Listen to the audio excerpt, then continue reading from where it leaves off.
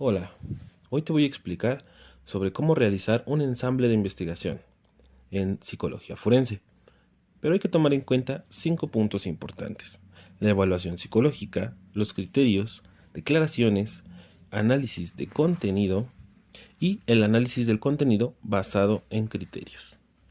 Bien, ahora analicemos el primer punto, la evaluación psicológica, pero la corriente forense vamos a hacer una evaluación y este va a ser un estudio que evalúa la salud mental de la persona en el contexto legal. Se realiza para determinar cómo los aspectos psicológicos de la persona impactan en el caso judicial. Como objetivo tiene a determinar los aspectos psicológicos que impactan precisamente en este caso. En cuanto a las herramientas, estas pueden ser entrevistas, pruebas psicológicas o revisión de documentos. En su proceso, se trata de una pequeña investigación a pequeña escala y, en tanto a los resultados, se realiza un informe pericial psicológico que se presenta o que presenta conclusiones sobre la situación mental de la persona.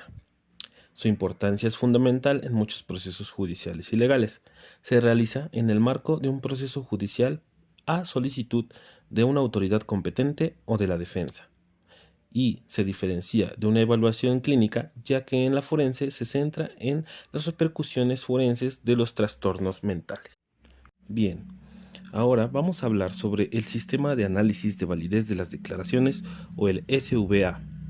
Este tiene la indudable ventaja de ser un método formulado por el ámbito forense, y la limitación que tiene su validez disminuye en función de factores como la edad del niño, el tiempo transcurrido desde el suceso, la información post-evento, el número de interrogatorios y la complicación del suceso.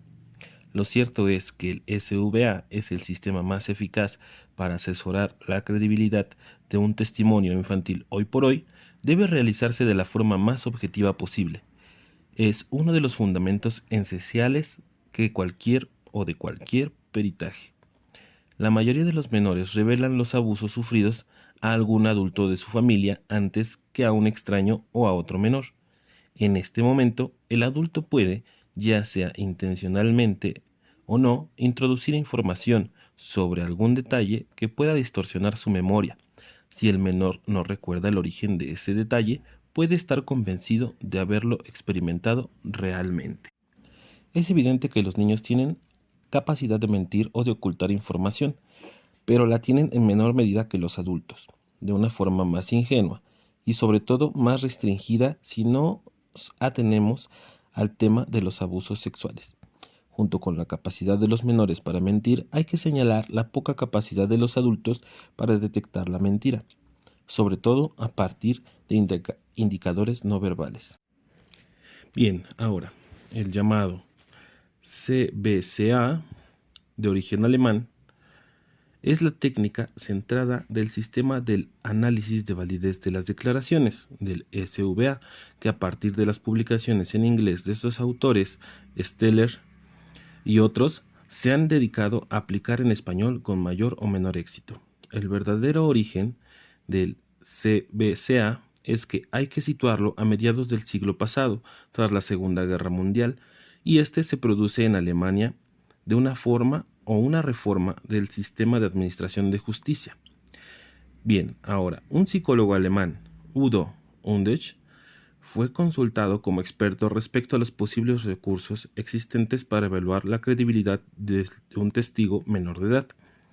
Este señaló la conveniencia de entrevistar al testigo fuera de la atmósfera judicial y grabar esa entrevista para analizarla. A partir de la experiencia acumulada entrevistando a testigos menores de edad, se fueron elaborando una serie de criterios de realidad como indicadores de la credibilidad de la declaración en caso de abuso infantil.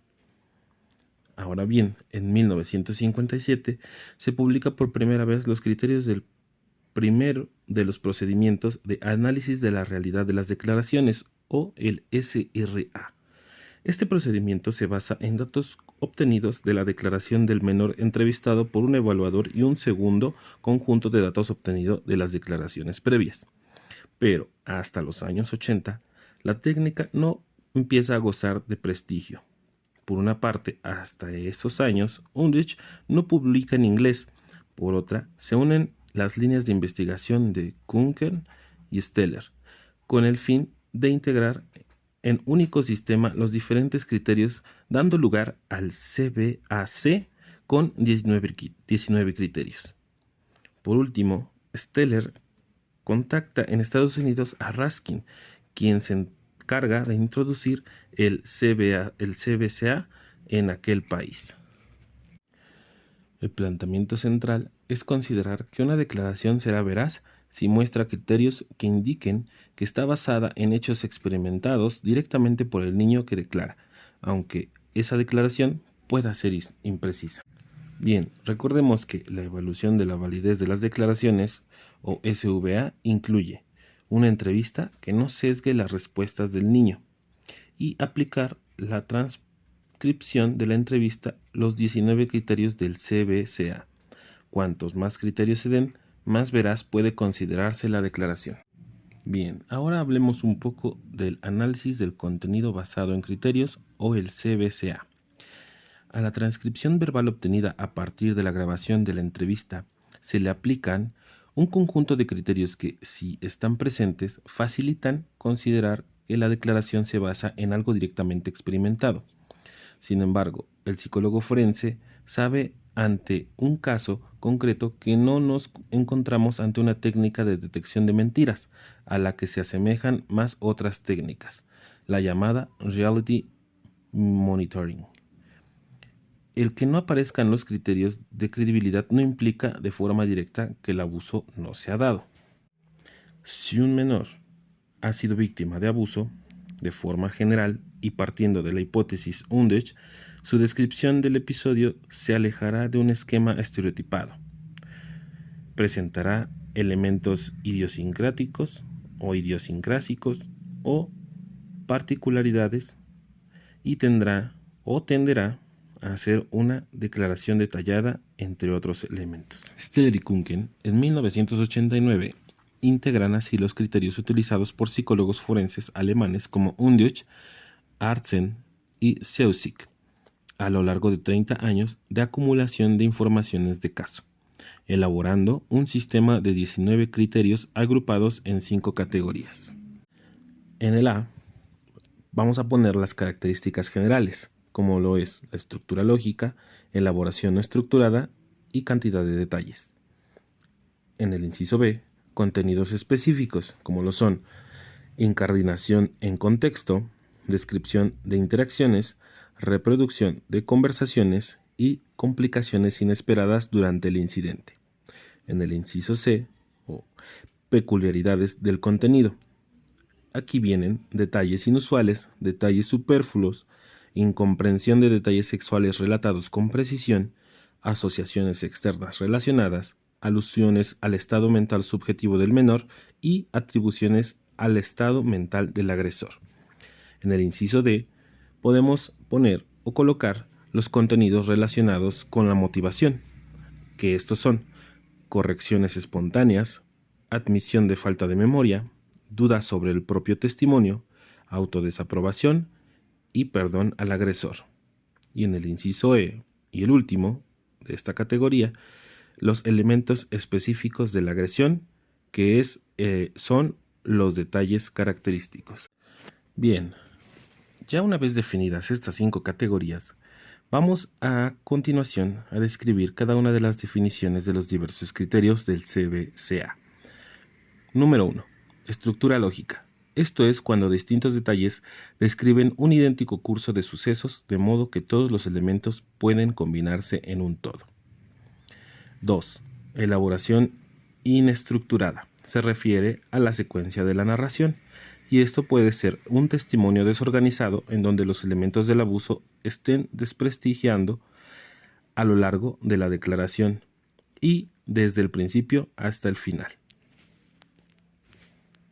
3. Cantidad de detalles. Suele ser difícil elaborar un relato falso con muchos detalles para casi todo el mundo. Entonces, la abundancia de detalles se produce cuando se describen lugares de forma detallada, personas, objetos, etc. 4. Incardinación en contexto o adecuación contextual.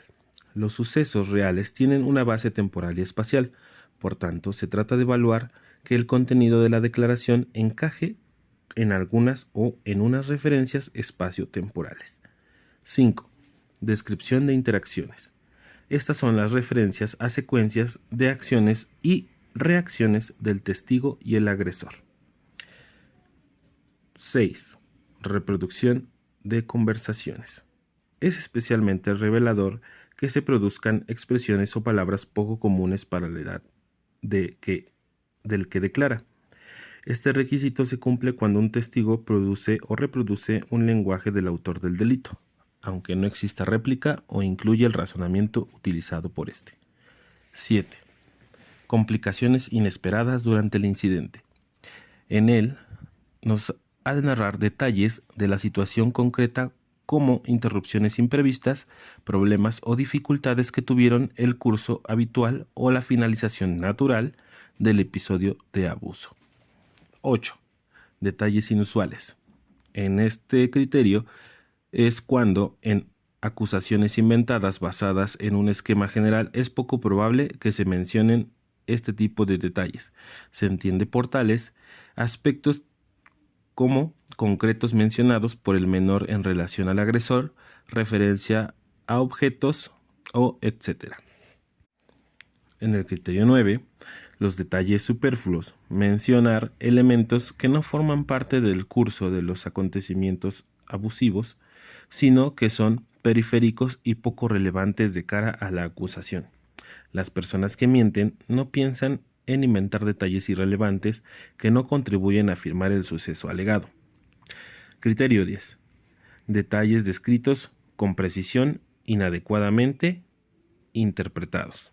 Habitualmente, este criterio está relacionado con el nivel de conocimiento sexual del menor, de modo que si este es bajo, cabe esperar que en su declaración interprete mal, por ejemplo, los gemidos del agresor como dolor o el semen como orina. Criterio 11. Asociaciones externas relacionadas. Referirse a otros acontecimientos, conversaciones de tono sexual fuera del episodio específico, pero relacionadas de algún modo con el episodio entre agresor y víctima, entra dentro de este criterio. Por ejemplo, conversaciones previas o posteriores con el agresor en las que se mencionarán aspectos relacionados con la conducta sexual de la víctima. Criterio 12. Alusiones al estado mental subjetivo del menor. En este, la descripción de pensamiento y sentimientos de la víctima durante el incidente, por ejemplo, miedo, asco, pensar cómo escapar mientras el suceso ocurría. Criterio 13. Atribuciones al estado mental del agresor. Similar al anterior, pero en este caso, es mencionar pensamientos, sentimientos y motivos que el menor atribuye al supuesto autor del abuso. Los estados mentales, así como las reacciones afectivas y los estados fisiológicos del autor del delito, entran en la definición. Estaba nervioso, le temblaban las manos, respiraba muy fuerte. Criterio 14. Correcciones espontáneas. Estas son rectificaciones o adiciones de información que el menor realiza de forma espontánea durante la entrevista. Esto cuestiona que el relato sea completamente ficticio o influido por una tercera persona. Criterio 15. Admisión de falta de memoria. Explica Steller en su definición que cuando admite una falta de memoria, el testigo está en una situación similar a la que se da cuando espontáneamente corrige una declaración previa. Se supone que personas que dan de forma deliberada testimonios falsos más bien responderán enteramente a las preguntas antes que admitir una falta de memoria de ciertos detalles. Criterio 16. Plantear dudas sobre el propio testimonio. Steller, según Undisch, el plantear objeciones a la corrección del propio testimonio es también un indicio de la propia credibilidad de la declaración. Criterio 17. Autodesaprobación. La mención de detalles autoincriminatorios y desfavorables en una declaración también indica la veracidad del testimonio. Según Undisch y otros, La autoacusación de un testigo debido a una actitud autocrítica sobre la propia conducta del testigo frente al autor del delito favorece la credibilidad del testigo. Criterio 18. Perdonar al autor del delito.